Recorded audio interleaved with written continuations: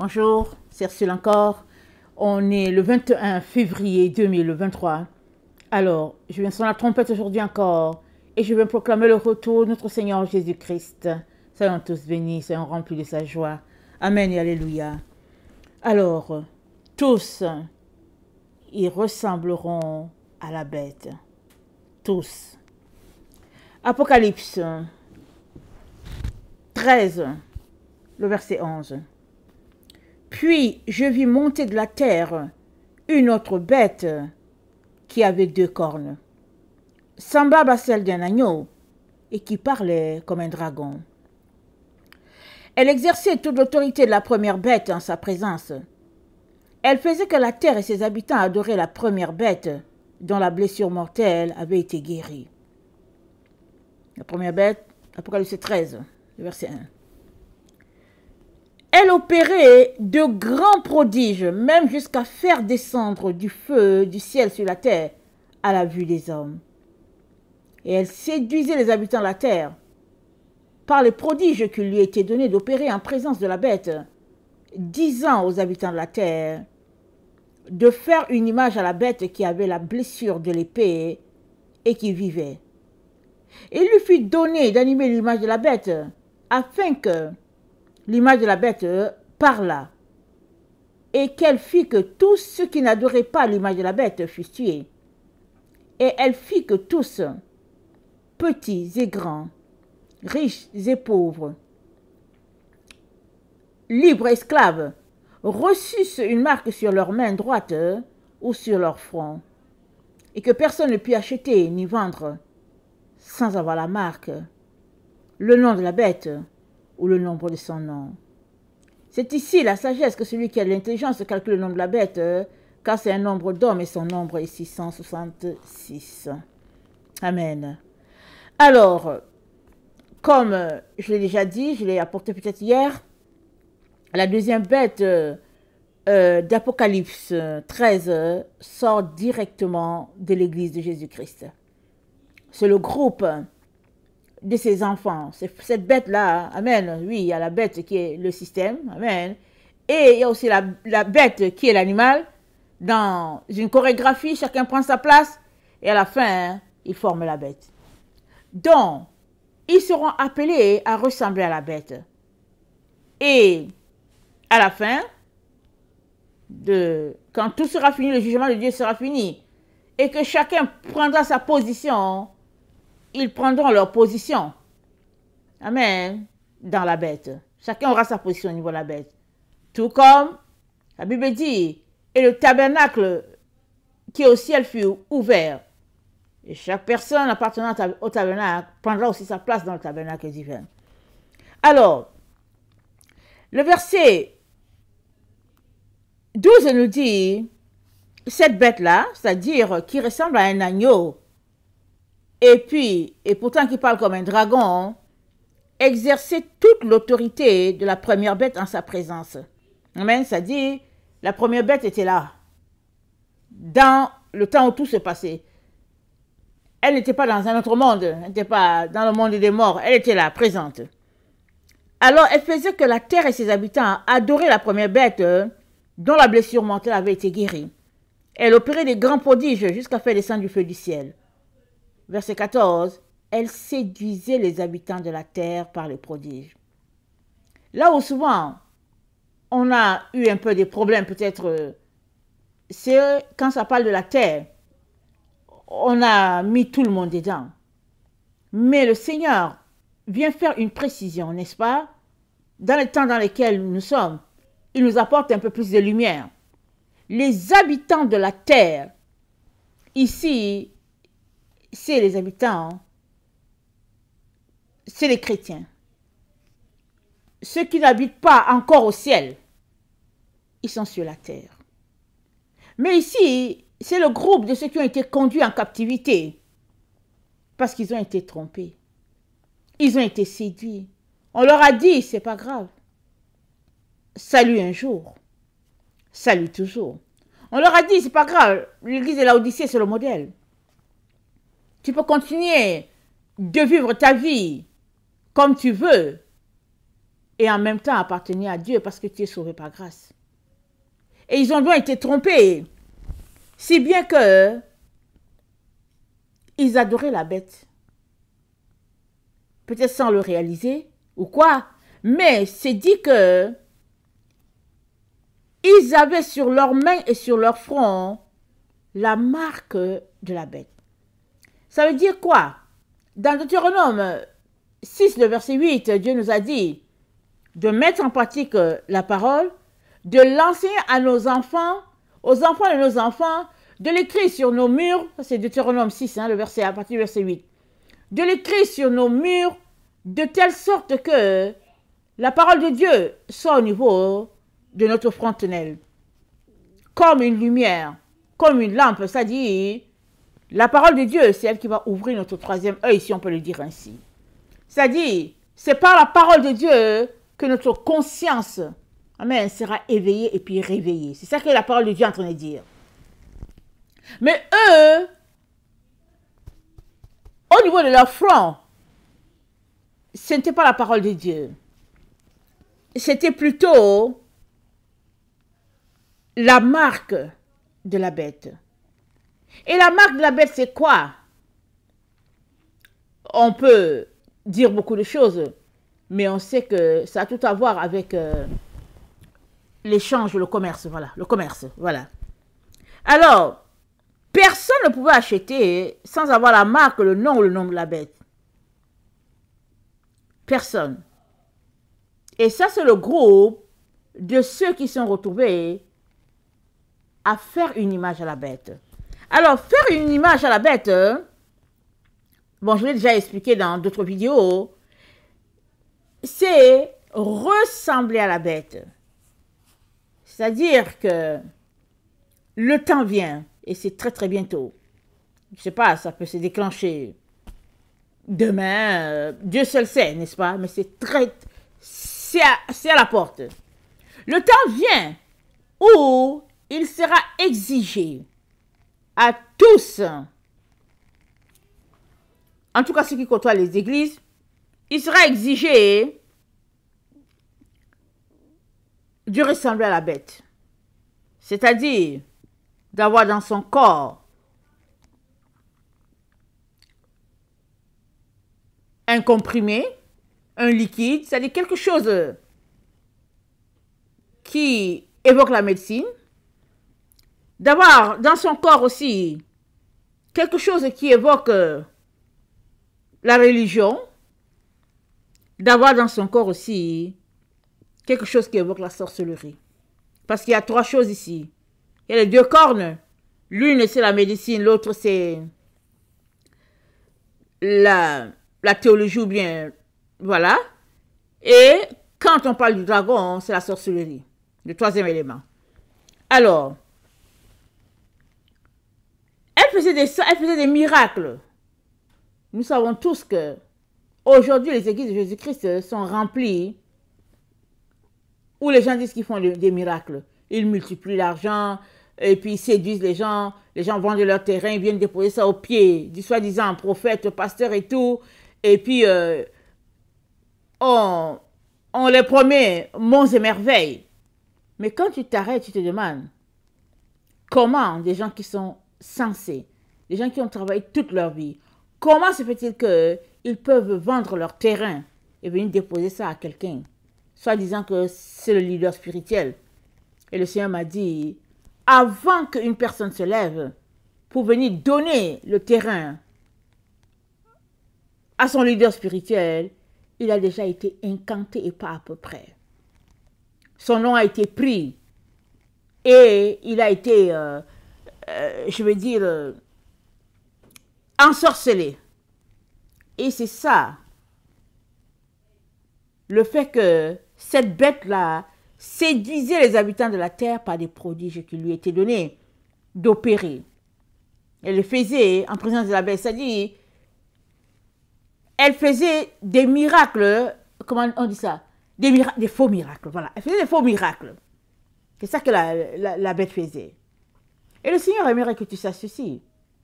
Ce réseau-là, ça a été caché à l'enfant de Dieu. Mais le réseau, il est actif. ils l'ont exercé sur les parents. Hein. Et là, ils sont après les jeunes et les enfants. Leur envoyant toutes sortes de maladies, diabète juvénile, diabète des enfants et tout. Et on leur donne des médicaments, soi-disant pour soigner le diabète. Beaucoup, c'est le diabète de type 1. Hein. Mais le diabète de type 1, c'est la sorcellerie. C'est la sorcellerie. C'est les gens qui ont incanté. Ils ont incanté. Et puis, finalement, ils disent que l'enfant a un diabète de type 1.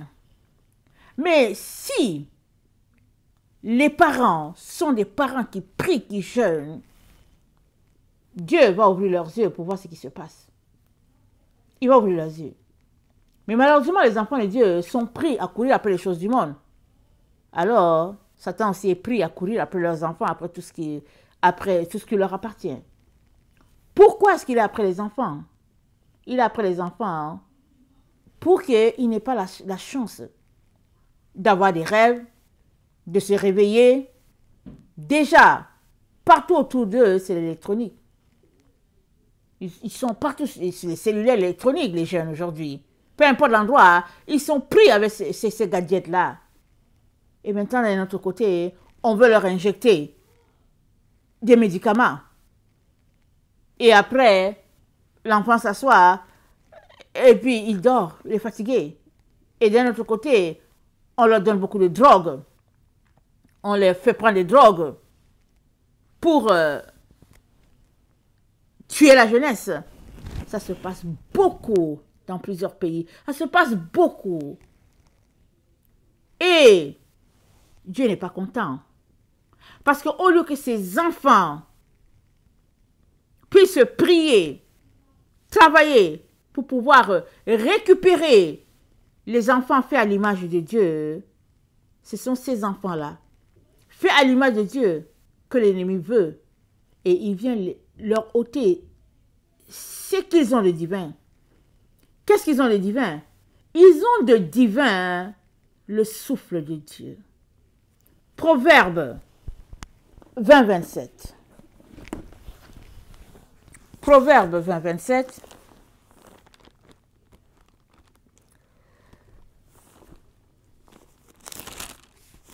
Proverbe 20, 27. Le souffle de l'homme est une lampe de l'Éternel. Il pénètre jusqu'au fond des entrailles. Le souffle de l'homme, c'est la lampe de l'Éternel. Mais qui a soufflé en nous? C'est Dieu. Il a soufflé dans l'être humain. Il est devenu une âme vivante. C'est après ce souffle-là que Satan est. Alors il a monté en place un scénario terrible. Alors tu as un mal un peu, on dit non, va à l'hôpital. Tu arrives à l'hôpital, on t'enlève ta lumière dans plusieurs endroits de la terre. Il y a plusieurs médecins qui sont là, qui sont des sorciers. Ils sont entraînés à la sorcellerie. Ils entraînent ceux qui servent dans le milieu à la sorcellerie. Et dès que quelqu'un voit une lumière de quelqu'un, ils s'assurent qu'ils vont enlever la lumière de la personne. Pour lui donner quoi? Pour lui donner les ténèbres. Et ils s'assurent qu'ils vont tuer la personne avant qu'elles aient le temps de pouvoir profiter du millénium. Parce que on est dans le temps du millénium. Alors le plan est de tuer le plus grand nombre afin qu'il soit précipité de l'autre côté. Alors qu'ils enlèvent le souffle de Dieu dans les gens, qu'est-ce qu'ils leur donnent? Ils leur donnent des gadgets. On leur met des appareils par-ci, on leur donne des médicaments, et puis ils sont là, ils dorment seulement. Ils dorment en classe, ils dorment partout. Ils ne sont pas capables de fonctionner. Pourquoi? On veut tuer leur troisième œil. On veut tuer leur réveil, leur éveil. On veut tuer cela. Parce que quand Jésus-Christ viendra, il sauvera en premier les enfants. C'est des âmes innocentes, c'est des âmes pures. C'est des âmes vraiment versées dans la transparence. Mais l'ennemi a commencé à les gâter déjà depuis. Ils regardent, ils sont dans les cellulaires, ils sont dans les Facebook, ils sont dans des situations de perversion terribles. Et plusieurs pays ne font rien pour récupérer cette jeunesse. Au contraire, c'est une machine en marche la machine de l'Antichrist. Et Jean a dit, dans 1 Jean, il a dit, attendez,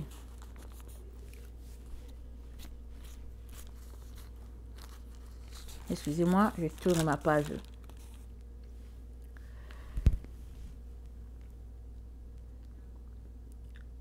Reconnaissez à ceci, attendez, 1 Jean 4, bien-aimés, n'ajoutez pas foi à tout esprit, mais éprouvez les esprits pour savoir s'ils sont de Dieu. Car plusieurs faux prophètes sont venus dans le monde. Reconnaissez à ceci l'Esprit de Dieu et tout esprit qui confesse Jésus-Christ venu en chair et de Dieu. Et tout esprit qui ne confesse pas Jésus n'est pas de Dieu. C'est celui de l'Antichrist dont vous avez appris la venue et qui maintenant est dans le monde. L'esprit de l'Antichrist est dans le monde. Qu'est-ce qu'il fait? Il est contre Christ. Donc tout ce que Christ aime, cet esprit-là est contre. Et l'esprit a été répandu partout sur la terre. Si bien que cet esprit-là combat le règne de Dieu sur la terre. J'ai dit tantôt dans une vidéo, Satan n'a rien contre ton argent. Il n'a rien contre tes voitures et tout. Mais il a quelque chose contre la présence de Dieu en toi. S'il voit la lumière de Dieu en toi, s'il voit la gloire de Dieu en toi, mais c'est grave. Il te poursuit. Il t'envoie toutes sortes de combats. Parce qu'il veut t'empêcher d'aller dans la présence de Dieu. Parce que la présence de Dieu, on ne peut jamais te l'arracher. Alléluia. On ne peut pas te l'arracher. Plusieurs fois, j'ai dit au Seigneur, Seigneur, mais moi je ne comprends pas. Mais qui peut arracher Jésus-Christ à quelqu'un d'autre? Mais personne. La seule personne qui peut t'arracher Jésus-Christ, c'est toi-même. Mais tant et aussi longtemps que tu ne diminues pas ton temps avec le Seigneur, mais qui peut t'arracher Jésus? Mais l'ennemi travaille tout le temps pour pouvoir contrôler la vie des enfants de Dieu afin de les empêcher d'aller dans la présence de Dieu. Et le combat vient quand tu dis niet. Quand tu dis non, je ne veux pas, je veux de mon Dieu, le combat commence pour toi. Mais tu dois combattre. Alors ce que tu as de plus cher, c'est la présence de Dieu. Ne donne jamais cette présence de Dieu à quelqu'un. Ne la partage pas. Si les gens veulent te bafouer, te mépriser, garde la présence de Dieu. Ça n'a pas de prix. On ne vend pas ça au marché. C'est une relation bâtie. C'est de l'intimité. C'est ça que Satan est après. Voilà pourquoi il a monté une équipe terrible sur la terre pour arracher la lumière aux enfants de Dieu, que ce soit les adultes, que ce soit les enfants. Et pourquoi Dieu n'est pas content de ces enfants qui sont dans les églises? Plusieurs travaillent pour le système. Ils savent très bien que ce n'est pas bien. Mais pour se renflouer les poches, ils sont assis dans les églises, ils prennent les noms des différentes personnes de l'église et puis ils les inscrivent dans la liste de sorcellerie et puis après ils les envoient à l'hôpital. Dans plusieurs pays. Et puis, ils montrent un scénario. Ouais, il faut donner le sérum à l'enfant, il faut faire ceci. Toutes sortes d'histoires. Parce qu'ils veulent enlever la lumière de l'enfant. Parce qu'une fois qu'on t'a enlevé cette lumière-là, on t'a tout enlevé, on t'a enlevé Dieu. Maintenant, si ils n'arrivent pas à t'enlever ta lumière, ils font tout pour te priver de la présence de Dieu. À toi de prier. À toi de demeurer dans une atmosphère telle que Dieu soit toujours premier et jamais second.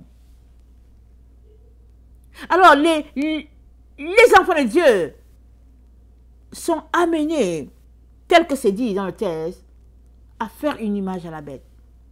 Pourquoi ils n'ont pas dit seulement les enfants de Dieu sont appelés à ressembler à la bête? Pourquoi ils n'ont pas dit ça? Ce serait vraiment tranquille. Mais, faire une image à la bête, ça veut dire ressembler à la bête. tout le monde sera appelé à ressembler à la bête. Ceux-là qui ont refusé de marcher selon la véritable doctrine de Christ, qui ont choisi de marcher selon la vie d'Église, telle que proposée, une vie d'équilibre, n'est-ce pas, à la Laodicée, ils seront appelés à ressembler à la bête. Un peu de sorcellerie, un peu de religion, un peu de médecine, donc les voilà. Mais le Seigneur aimerait que tu saches ceci. Plusieurs vont adhérer à cela, malheureusement. Mais à toi, le Seigneur veut que tu sois informé qu'il est temps que tu prennes tes jambes à ton cou. Parce qu'il y a plusieurs enfants de Dieu, au fait, qui vont se réveiller d'un sommeil bientôt. Quand il sera demandé à tout le monde d'aller dans une certaine direction, parce qu'il y a une certaine maladie qui s'est répandue sur la terre.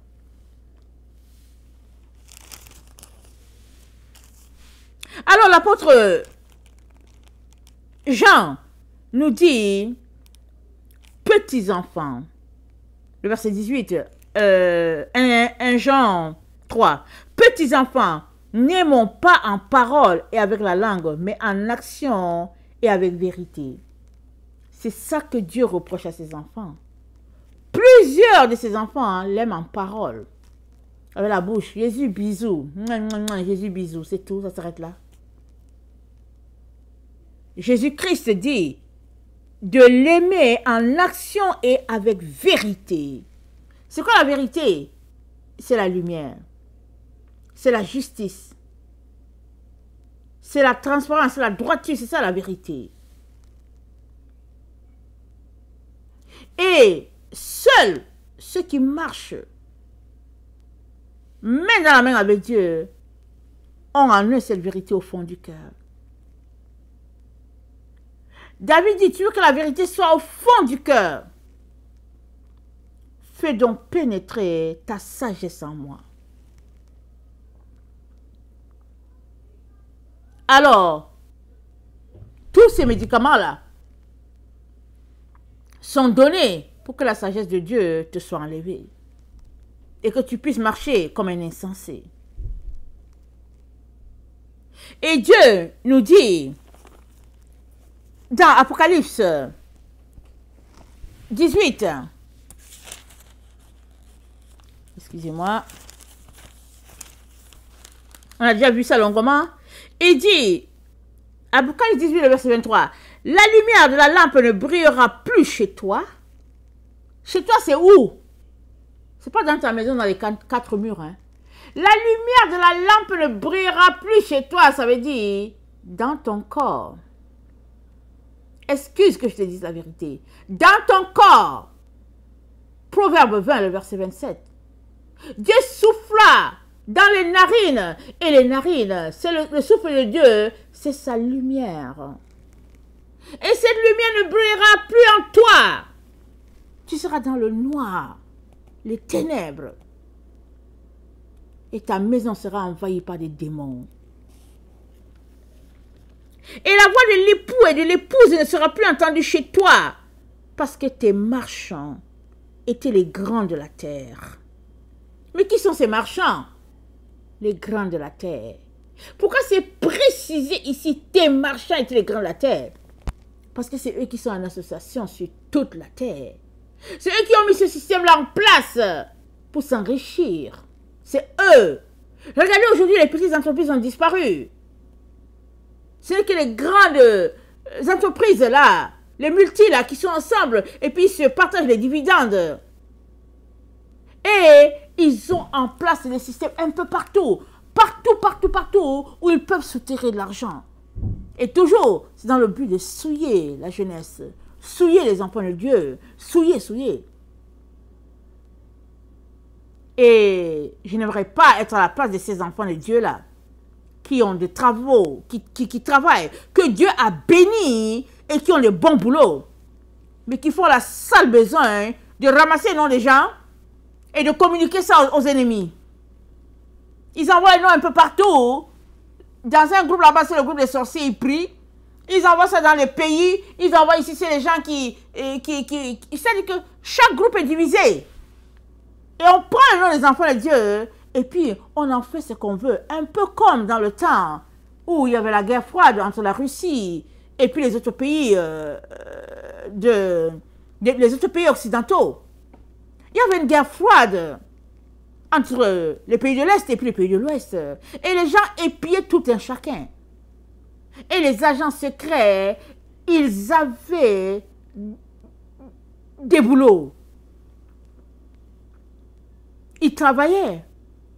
Parce que la guerre froide existait vraiment. Aujourd'hui, ça ne pilule plus tellement. Les pays, mais il y a quand même les agents secrets. Mais sais-tu qui est agent secret autour de toi? Ils sont remplis dans les hôpitaux, dans les églises. Ils sont remplis. Tu ne sais pas qui est agent secret. Chacun épie l'autre. Pour de l'euro, pour du dollar.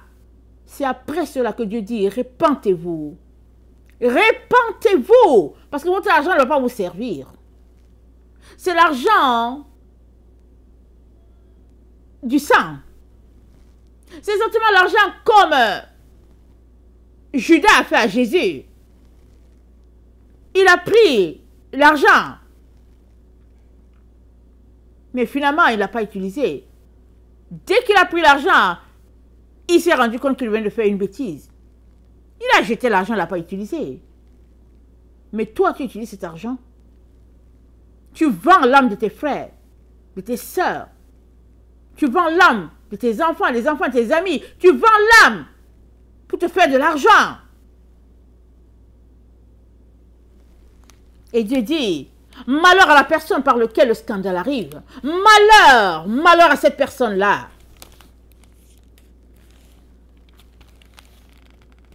La lumière de la lampe ne brillera plus chez toi.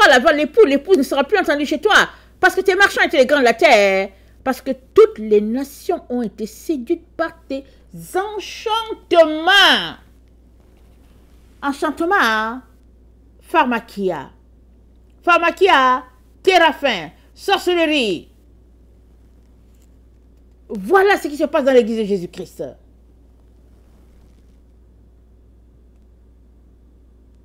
Et c'est écrit noir sur blanc, mais on ne voit pas, on ne lit pas. Ah ouais, mon médecin a dit que... Oui, mon médecin a dit que les médecins sont devenus des dieux. Et dans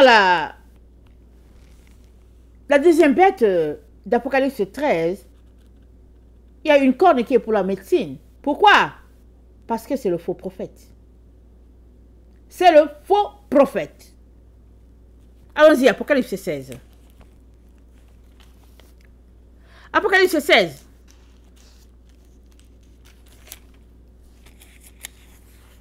Excusez-moi. Le verset 13. Je vis sortir de la bouche du dragon et de la bouche de la bête et de la bouche du faux prophète 3 esprits impurs semblables à des esprits de grenouille. Car ce sont les esprits des démons qui font les prodiges et qui vont vers les rois de toute la terre afin de les rassembler pour le combat du grand jour du Dieu puissant.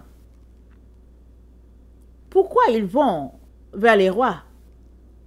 Ils vont dire au roi, donne-nous tes personnes. Ils vont proposer un faux commerce au roi. Tu vas recevoir ceci, tu vas recevoir cela. Si tu nous donnes, si tu mets en place un programme pour que nous puissions avoir accès à ta jeunesse, alors, voilà ce que tu auras en retour. Voilà les lingots d'or que tu auras. Voilà les dollars, les euros. Voilà ça c'est pour toi, juste pour toi. Mais on aimerait, s'il te plaît, si tu peux nous juste donner accès à ta jeunesse. Et les rois les reçoivent. Et finalement, un programme est mis en place pour polluer les enfants de Dieu, pour les souiller.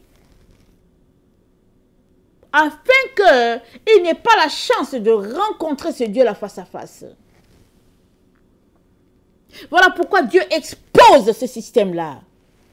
Il expose cette mafia-là dans son église, dans sa maison. Quand est-ce que tu vas te lever en tant qu'enfant de Dieu, dénoncer tout ce qui se passe? Ou bien, vas-tu entrer dans le système pour tes propres intérêts? Nuire la vie de tes frères et sœurs? Parce que tu veux te renfler les poches? Parce que tu veux voyager? Parce que tu veux envoyer tes enfants au Japon? Ce n'est plus le temps de toutes ces choses-là. Parce que nous sommes arrivés à la fin. C'est pas parce que tu ne le sais pas que ça ne l'est pas. C'est la fin. Complètement la fin. Tu te réveilleras bientôt, très bientôt. Si tu ne veux pas te réveiller, tu te réveilleras. Question. Est-ce que la voix de l'époux et de l'époux seront entendues chez toi? Parce que si leur voix n'est pas entendue chez toi, tu n'appartiens pas à la Nouvelle Jérusalem. Seuls ceux qui entendent la voix de l'époux et de l'épouse sont les enfants du royaume. Et c'est dit quoi? C'est dit, il n'y aura pas de soleil, ni la lune pour les éclairer. Parce que la gloire de Dieu va les éclairer. On va lire. Apocalypse 22.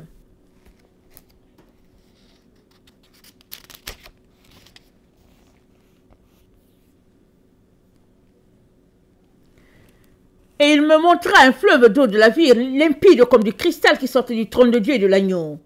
Au milieu de la place de la ville, et sur les deux bords du fleuve, il y avait un arbre de vie produisant 12 fois les fruits, rendant son fruit chaque mois, et dont les feuilles servaient à la guérison des nations. Il n'y aura plus d'anathème, le trône de Dieu et de l'agneau sera dans la ville. Ses serviteurs les serviront et verront sa face. Et son nom sera sur leur front. Il n'y aura plus de nuit. Et ils n'auront besoin ni de lampe ni de lumière, parce que le Seigneur Dieu les éclairera, et ils régneront au siècle des siècles. Le système est fait pour voler ta lumière. Et c'est organisé. Tout est dedans. L'économie, la santé, le milieu social, tout et tout, le milieu financier, tout est organisé pour te voler ta lumière. Mais hélas, il n'y a pas quelqu'un qui va te protéger si ce n'est Jésus. Voilà pourquoi Jésus-Christ a dit, ne faites confiance à personne. Soit parce que c'est un pasteur, soit parce que c'est un médecin, soit parce que c'est un diacre, soit parce que c'est un ancien. Ne faites confiance à personne. Parce que ils viennent à vous en habit de brebis, mais ce sont des loups ravisseurs. Vous les reconnaîtrez à leurs fruits. Vous les reconnaîtrez à leurs fruits. Quels sont les fruits qui sont autour de toi? Avant de dire à quelqu'un, mon frère, ma soeur. Je vais terminer avec Matthieu 7. Excusez-moi, je vais changer de Bible. Matthieu 7.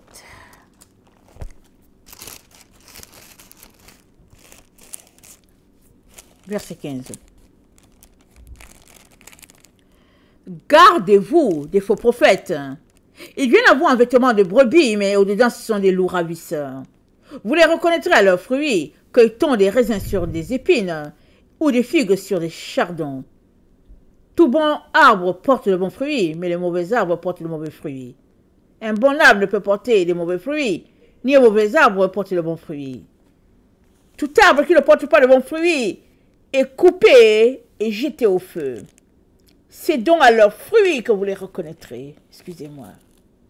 Ceux qui me disent Seigneur, Seigneur, n'entreront pas tous dans le royaume des cieux. mais c'est la seule qui fait la volonté de mon Père qui est dans les cieux. Plusieurs me diront en ce jour-là, Seigneur, Seigneur, n'avons-nous pas prophétisé en ton nom? N'avons-nous pas chassé les démons par ton nom? N'avons-nous pas fait beaucoup de miracles en ton nom? Alors je leur dirai ouvertement, je ne vous ai jamais connu. Retirez-vous de moi, vous qui commettez l'iniquité. C'est pourquoi quiconque entend ces paroles que je dis et les met en pratique sera semblable à un homme prudent qui a bâti sa maison sur le roc.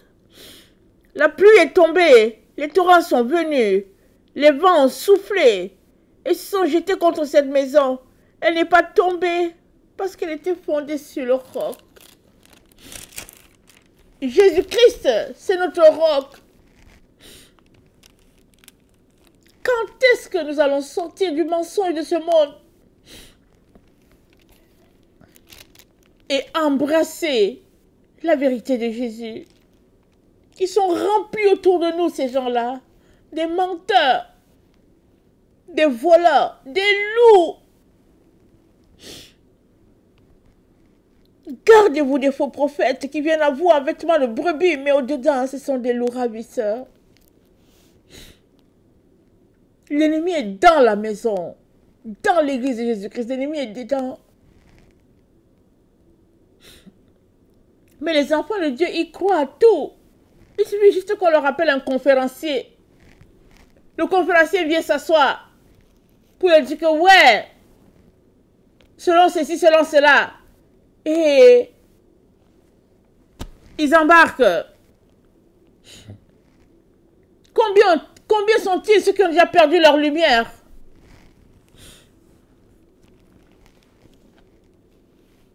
Parce que ils n'ont pas voulu aller devant le Père, prier, pleurer, et puis renoncer aux voies du monde. Combien? Un bon arbre ne peut porter de mauvais fruits, ni un mauvais arbre porter de bons fruits. Vous les reconnaîtrez à leurs fruits, vous les reconnaîtrez. Allez-vous ouvrir les yeux et marcher sur la droiture.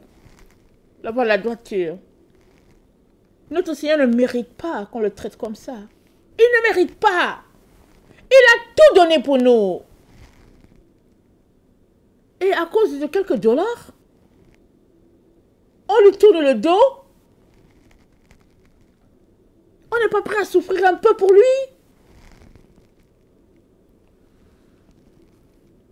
L'ennemi est entré dans l'église. Mais il ne vient pas. D'ailleurs, l'ennemi s'est servi des enfants de Dieu pour contaminer tous les autres. Voilà pourquoi notre Père n'est pas content du tout, du tout, du tout, du tout. L'ennemi n'est pas allé loin. Il a juste appelé un par-ci, un par-là. Il dit, allez, viens, toi. Voilà ce que je vais te donner. Si tu réussis à m'envoyer tout ce monde-là. Et ils ont mis en place un système. Quand l'église de Jésus-Christ sera ôtée, ne sera plus là, et que la lumière ne brillera plus, qu'est-ce qui va arriver à tous ceux-là qui seront laissés entre les mains de l'Antichrist? Qu'est-ce qui va leur arriver? La torture, et pas à peu près. Pourquoi? Parce que c'est des démons sous forme humaine qui seront recrutés pour torturer les enfants de Dieu. Recrutés pour torturer l'humanité. Il est temps, mes frères et sœurs, il est temps qu'on retourne au véritable évangile. Il est temps. À quoi ça nous sert-il de gagner le monde entier, de voyager, d'avoir l'impression qu'on est arrivé, qu'on a l'argent, on est une classe? À quoi ça sert si après cela on s'en va en enfer? Sors du leur. Beaucoup d'enfants de Dieu se disent que Dieu est bon, que rien ne va leur arriver, que quand Jésus-Christ viendra, ils seront au paradis aussi. Mais tu ne marches pas avec Dieu. Tu ne marches pas avec Dieu. À moins que dans ton esprit, Dieu soit un menteur. Mais si tu penses que Dieu n'est pas un menteur, comment penses-tu marcher sur le monde et te retrouver dans la présence de Dieu? C'est pas possible.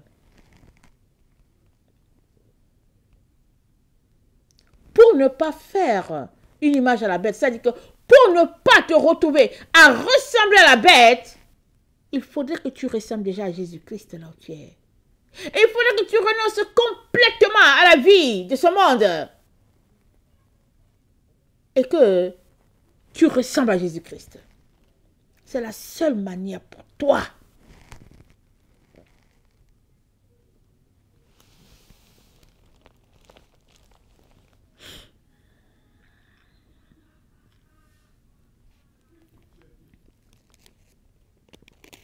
Verset 21. Ce qui me disent, Seigneur, Seigneur, n'entreront pas tous dans le royaume des cieux, mais c'est la seule qui fait la volonté de mon Père qui est dans les cieux. Plusieurs me diront, Seigneur, Seigneur, n'avons-nous pas prophétisé? N'avons-nous pas chassé les démons? N'avons-nous pas fait beaucoup de miracles par ton nom? Plusieurs.